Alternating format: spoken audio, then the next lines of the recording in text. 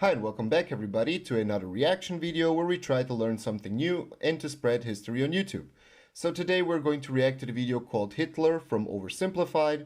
And yeah, before you asked, the original video was blocked in Austria, so I needed to find another video on YouTube, but it's practically the same. I don't know why they didn't block also this video, but okay.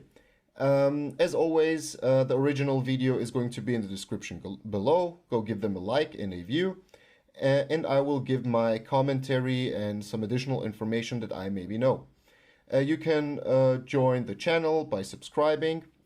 And also you can support the channel via Patreon. The Patreon page is going to be in the description below. So yeah, let's jump just into the topic. And I don't know if I said it, but you can put your suggestions for another video in the comment section below also. So yeah, let's just jump into the video. Look at this baby. So gentle, so innocent. You'd think this child would grow up to become a good man, an honest man. Nope. Well, think again. Hitler was born Adolphus Hitler in 1889 in a small town in Austria-Hungary. His father, Alois Schicklgruber, was born out of wedlock, but eventually changed his name to that of his stepfather, becoming Alois Hitler. Alois was a mid-level Austrian it's said that the last name Hitler actually derives from the German word Hütte, which means cabin in English. So Hüttler and so on. But so it would probably mean the person who lives in a cabin or a hut. Customs officer. Not really rolling in cash, but certainly rolling in women.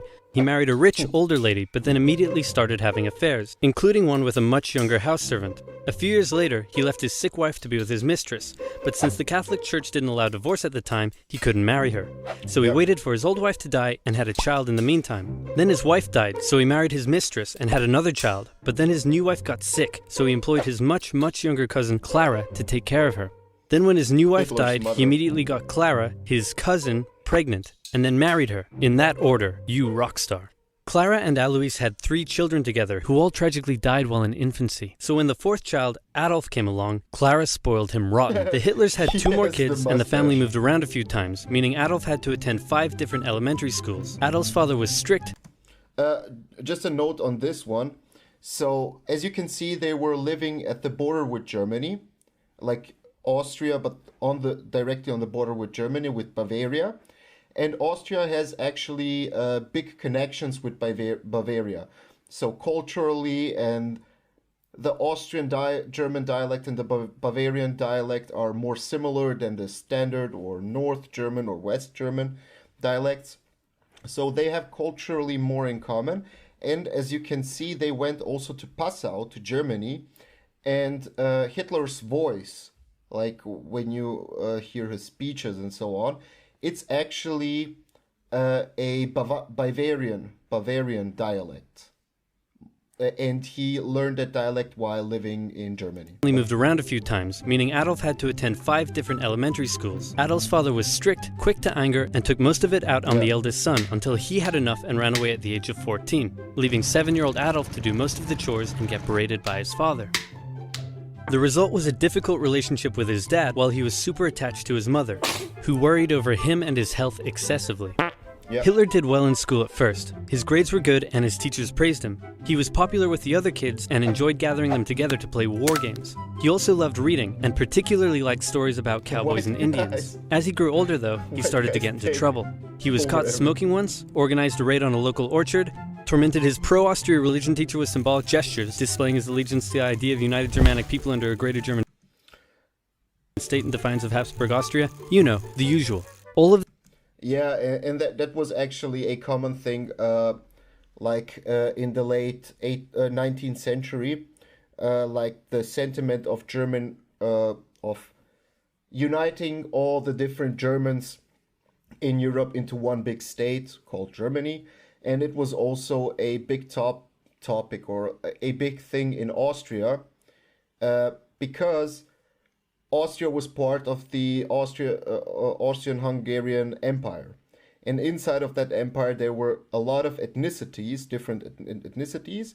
One of the biggest was the Austrian, then the Hungarian, and then you have had also the Slavic nations like, or ethnicities like the Czechs, the Croats, later on Bosnians, uh, Serbs, of course, Ukrainians, and so on. And the as more and more Slavs or Slavic countries and population and territory joined the Hungarian Empire, either through conquest or whatever, the pro-German or pro-Germanic sentiment grew even higher and higher. And you had also student revolts, like German student revolts and so on. Let's go a little bit back. The idea of united Germanic people under a greater German state in defiance of Habsburg Austria, you know, Yep. the usual.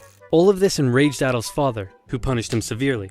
The area of Austria-Hungary that Hitler lived in was once part of the German Confederation, and many of the people who lived there considered themselves to be German. Adolf tended to just go against whatever his father said, and since his father was an Austrian public official, Hitler got big into German nationalism.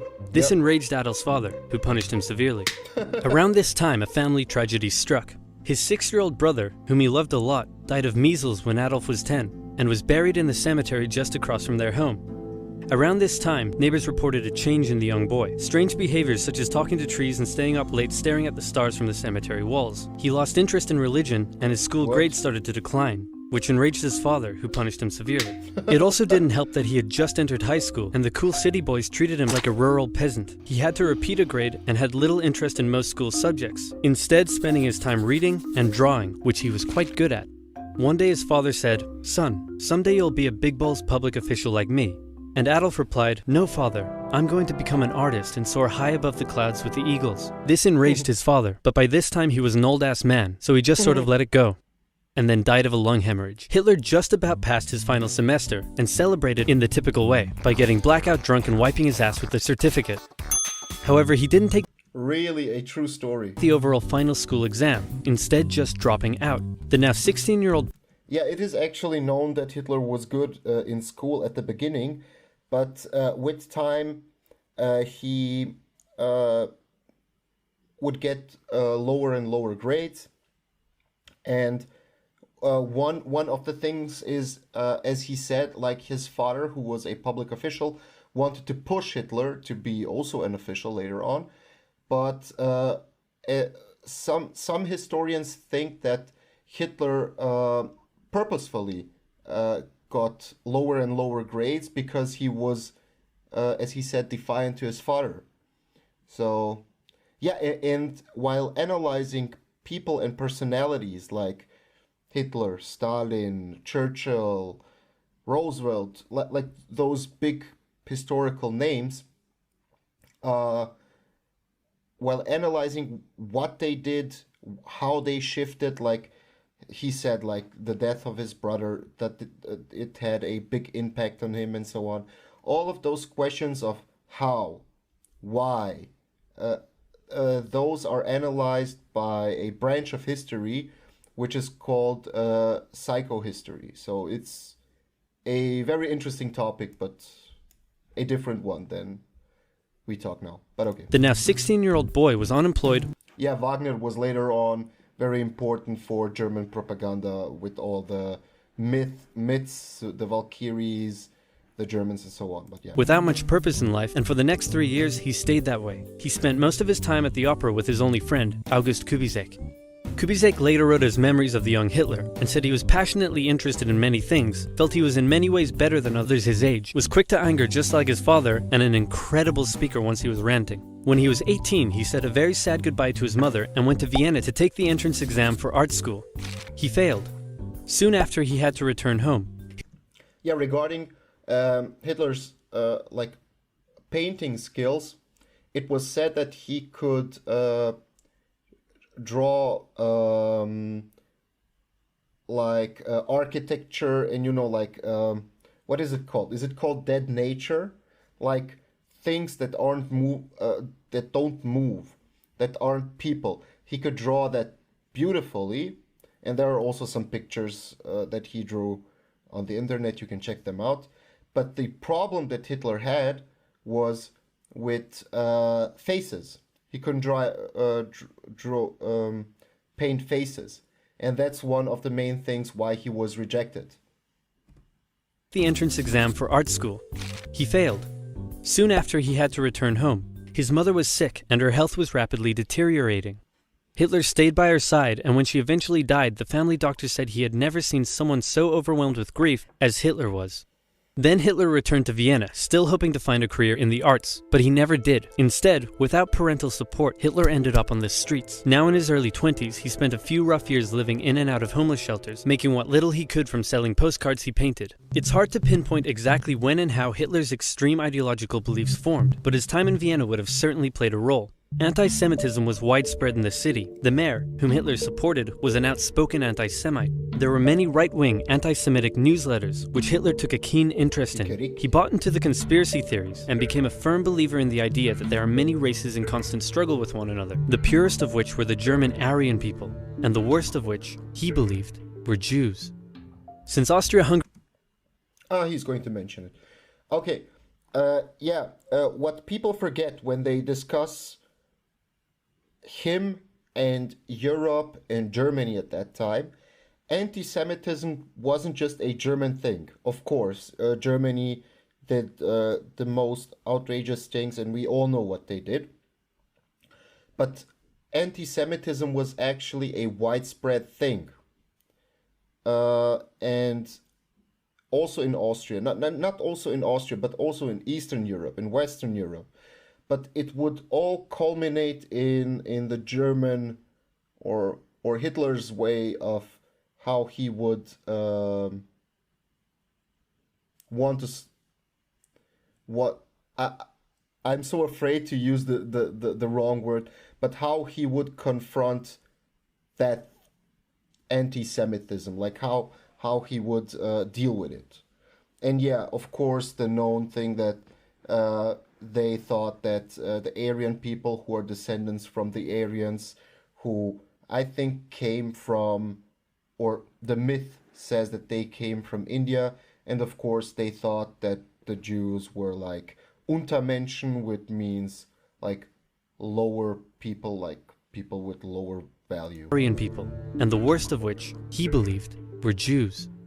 Since Austria-Hungary was a multi-ethnic empire full of lesser races, Hitler wasn't a fan. Yeah, just to show that. Were the German Aryan people, and the worst of which, he believed, were Jews. Since Austria-Hungary was a as you can see here on the map, like Germans, like Austrian Germans, lived here and somewhere approximately here, like where's today is Austria, and then of course the Sudetenland in the today's Czech Republic. But all of those people, Czechs, Poles, Ukraine, Slovaks, Slovenians, Croats, Serbs, they're all Slavic people. Then you have Romanians and Italians who are retro-Romanic speaking people, and then you have the Hungarian speaking people.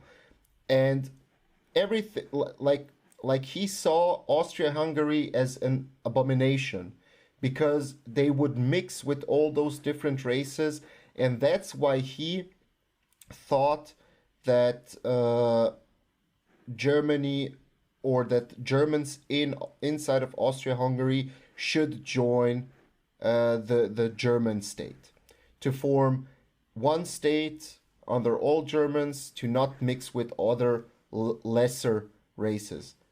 And as I said, like it all culminated, like all the pro-German sentiment culminated in, it was 1878, correct me if I'm wrong, 1878, when Austria-Hungary occupied Bosnia, and then in 1908 when they annexed Bosnia. Because the Austrians or the Germans inside of the monarchy were saying, hey, the state has too many Slavs in it, and then the regime annexed or is annexing another Slavic country, and then it means more Slavs. And of course, all of those nationalities, Slovenes, Croats, Serbs, Romanians, and so on, they would all go either to Vienna or to Graz or to Budapest to study. and some of them would also stay in that city, and some of them would move to the cities to find jobs, career opportunities, and so on. So there was actually a big influx into Austria from all the other let's call them provinces of the monarchy, which fueled the anti-Slavic agenda of the Germanic speaking people inside of Austria-Hungary. Multi-ethnic empire full of lesser races, Hitler wasn't Yeah. a fan. So when he was 24, he moved to Munich in Germany to avoid doing military service. And for one more year, he was a drifter on the streets, until something huge happened. In 1914, long-standing What? tensions in Europe erupted World into War the First World War. Yeah. Crowds across Europe celebrated the news. Within days, Hitler volunteered for the German army. The war gave him a purpose in life. His fellow soldiers gave him friendship and brotherhood. Despite the horrors of war, Hitler considered it to be the best time of his life. He was reportedly a brave soldier and was awarded the Iron Cross, first class. Yeah. He was also very lucky and had many close encounters with death. His luck ran out in 1916, however, when an artillery shell injured his leg. He went back to Germany to recover and was outraged to find a general apathetic anti-war attitude among the exhausted and hungry German populace. With the war turning against Germany, he returned to the front lines, but was temporarily blinded by a British gas attack in 1918. A month later, Yeah, that's also one of the main things why he has that mustache. As you saw in one of the pictures, he had a, let's call it, normal mustache. But he eventually cut it to be like that, like he's known for, because the gas mask would fit more easily if you don't have those holes where the air could flow into, like, through the gas mask. And his experience on the battlefields of Europe, he was actually on the Western Front in Belgium and France, and he got injured in the Battle of the Somme, I think, in France. But yeah, his experience in First World War shaped his narrative and his personality very much. And one of the main things or important things is also that if you look at how he built the German society or his ideals of the German society, you can see that everything is militaristic, like from childhood on, everything was kind of militaristic, because he always saw like the First World War as some kind of a great experience. And also, he didn't want to use gas in the Second World War. He refused it because of his experience in the First World War with it, and how he saw it. And what did they also mentioned? Yeah, and the interesting thing was, yeah, he was an Austrian actually, but he refused to fight for Austria-Hungary in the First World War. He was actually called by the Austrian government to be drafted, and he came back to Austria, and then he was certified as being not fit to join the army. And some historians say that he did it on purpose because he didn't want to fight for an abomination of a state. And but as you can see, when he returned to Germany back, he volunteered for the German army. But yeah, still let's go a recovering little bit. by a British gas attack in 1918. A month later, still recovering in hospital, Hitler learned of Germany's defeat and surrender. The terms of the peace treaty were tough on Germany. It had to pay a lot of money and lose a lot of soldiers. These conditions weakened Germany and humiliated the German people. Europe's borders changed after the war too. New countries were formed out of Russia's lost territory, Austria-Hungary was dissolved, and there was one big new country splitting Germany into two. Hitler, seeing the country he loved humiliated like this, said that hatred grew in him for those responsible, by which he meant communists and Jews, who he believed had stabbed Germany in the back by spreading dissent and anti-war propaganda back home. Dissent, and by which he meant seeing the communists and Jews. Yeah, that's there is a common term that was used by the Germanic-speaking people or the Germans who believed in this theory back then, and it's called in German. It's called the der Dolchstoß, so a stab in the back, meaning symbolically meaning like treason, but also like like all the soldiers are facing the front and they're stabbing them from the back, so from inside of Germany. And of course, they blamed it on the communists and the Jews, and their because of their ideology and everything. But there's also a common term that he would use later on, and also his party, and they called the Soviet state a Jewish creation, socialism or communism or Stalinism, a Jewish construct, and they would also call them like Judeo-Bolsheviks. So that was a common phrase that they used. But of course, because of and of course, there were some communists and some Jews and some Christians and some Protestants, and like the thing is, everybody, not everybody, but it was a big mixture of every religion, every gender, whatever ideology inside of Germany, who wanted to stop the war because of the high casualty counts and because of the economy going down, down, down, and then also because of hunger and everything else. So it's false to blame those groups for Germany eventually capitulating, because people from all groups were like, no, stop the bloodshed.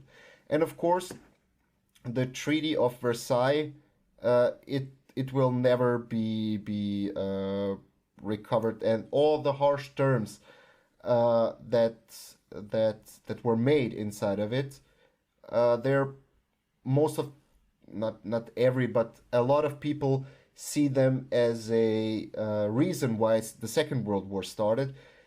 And one of the main points was, taking German land and giving it to Poland, so dividing Germany into halves, with Danzig in the east, but also the humiliating aspect of the treaty, which blamed everything on the Germans.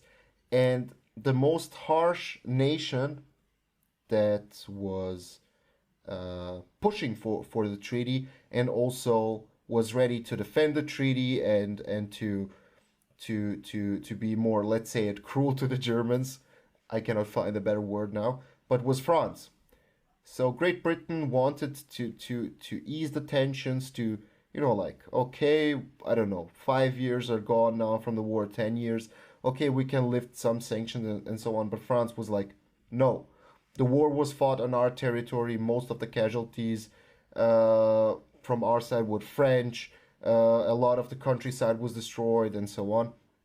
So the French were the harshest to how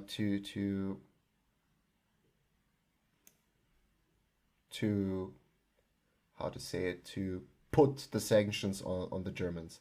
And of course, this paying of war reparations that caused the inflation in Germany. And then you have the famous pictures where Germans would, I don't know, for one piece of bread they would need a whole bag or something like that of cash to just buy a bread. But there's also a part two. And we're also going to see the part two. Okay, so I hope that you enjoyed it. If you liked it, please hit the subscribe button and the ring bell so that you get notified if when new videos come out. And as always, I would like to hear your take on this topic in the comment section below. And see ya.